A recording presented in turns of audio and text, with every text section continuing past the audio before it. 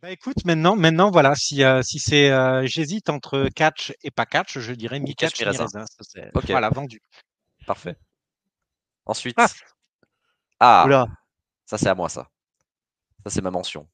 Je me reconnais. ouais. La BWO, la Blue World Order. Eh Ah ben oui, bah, bah, je vais en parler, hein, puisque c'était moi qui l'avais choisi dans mes vas-y, mentions.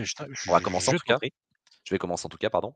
Eh ben écoute, la BWO, c'est tout ce que la ECW savait très très bien faire, je trouve, en termes de clan. C'est-à-dire que on se fout de la tronche de la concurrence, hein, qui était la WCW, et on en fait un truc très potache, mais potache rigolo. Et au final, quand moi je vois le Blue Many qui fait Scott Hall, Stevie Richards qui faisait donc Kevin Nash, et puis tu avais Nova qui faisait Hulk Hogan, euh, c'était toujours des promos qui étaient, voilà, qui étaient super drôles. Et de les avoir vus en 2005 à la WWE, moi j'avais pété un câble, je trouvais ça génial. Leur feud avec JBL, ça n'avait aucune valeur, hein, mais je trouvais que c'était dans un contexte super cool, avec deux ou trois promos sympas, tu vois, ça n'a pas duré longtemps, parce que c'était par rapport à l'histoire du Blumini et JBL, quand c'était foutu sur la tronche des Legit à Wednesday.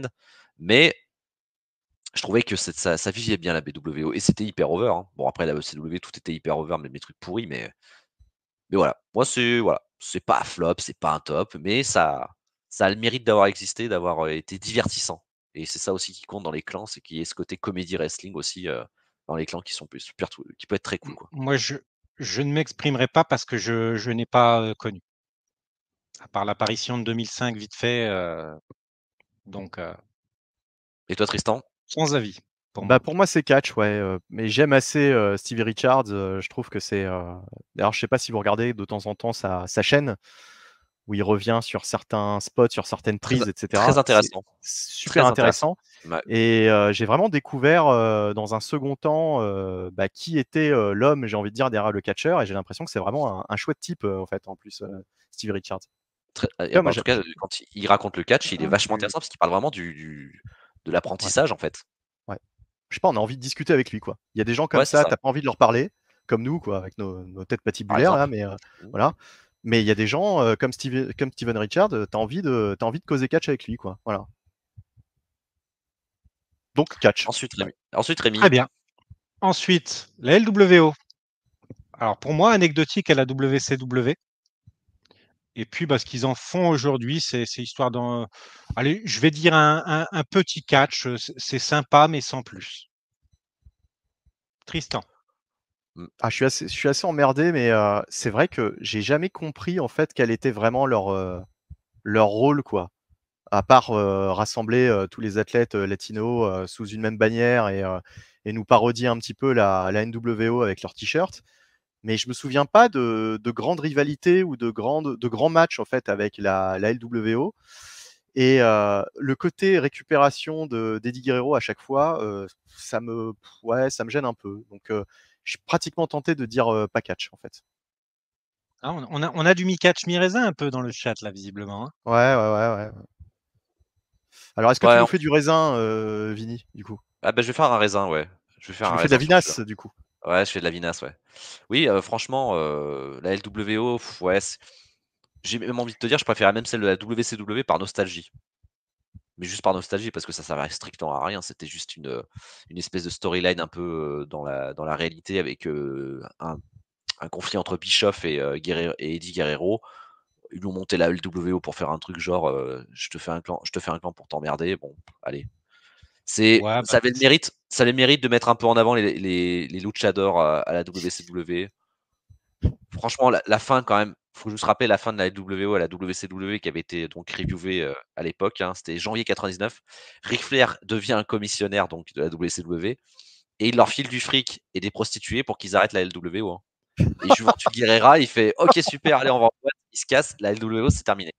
mais en vrai, il y avait Guerrero avait eu un accident de voiture dans la vraie vie, hein, Oui, c'est ça, hein. c'est exactement ça, c'est ça Ouais. qui Mais avait arrêté le clan, ouais. après, pour moi, ça n'avait aucun autre but que de vendre un petit peu de merch aux Évidemment, fans latinos de la NWO. c'est ça. Dans cette thématique de copie de la NWO, quel meilleur exemple que le Bullet Club? Pour moi, c'est catch. Moi, Alors, je sais je pas si laisse ma vous avez place. Je laisse ma place totale. Là, je New, suis. Le Bullet, New Jap, t'es le Bullet, c'est pas. absolument pas. Alors là, je pourrais même te parler plus de la EW que la New Jap, pour être dire. Donc là, je passe mon Moi, temps. j'ai suivi un petit peu la New Jap quand j'ai eu des échos justement de ce qu'était le Bullet Club, et c'est ça qui m'a intrigué. J'ai voulu me renseigner. Alors après, ça, comme la NWO, ça fait maintenant plus de 10 ans, hein, presque 12 ans, je crois que ça existe, la Bullet Club. Donc ça a changé. Il y a différents groupes, etc. au sein même du Bullet Club, des sous-groupes, etc.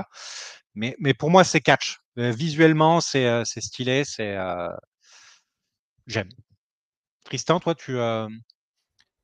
Bah, le Bullet Club, ça dépend où en fait. À la New Japan, oui, totalement, mais la manière dont ils réutilisent parfois le club, en fait, sans nommer vraiment le Bullet Club, hein, puisqu'ils l'ont fait à la WWE quand on voyait, je crois, AJ Styles et puis Gallows et Anderson, ils appelaient ça le club, mais voilà, enfin, c'était tu avais le Balor Club aussi avec le Finn Balor Balor Club, avant. ouais, voilà, etc.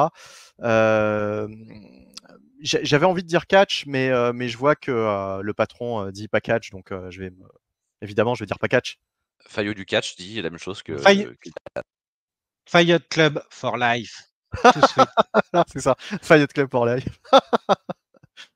Du coup, on a également la version Gold, hein, de l'AEW. Tu l'avais Non, peut-être alors plus. là, en l'occurrence, sérieusement, pas catch, quoi. Je retrouve pas en fait le Jay White que j'ai connu à la New Japan, à la All Elite. Pour le moment, il y a quelque chose qui Alors, ne fonctionne pas. effectivement, pas du tout. Le seul truc que je trouve catch, c'est que ça a au moins le mérite d'élever un tant soit peu les frères Gunn. Par contre, ça a plutôt tendance à tirer notre ami Jay White vers le bas, plutôt que d'être en solo. Moi, ça fait partie des choses qui m'ont beaucoup déçu et qui font que je ne regarde plus les weekly AEW depuis quelques temps.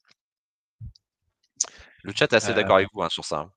Il y a vraiment du ouais. gros catch sur cette version du Bullet Club.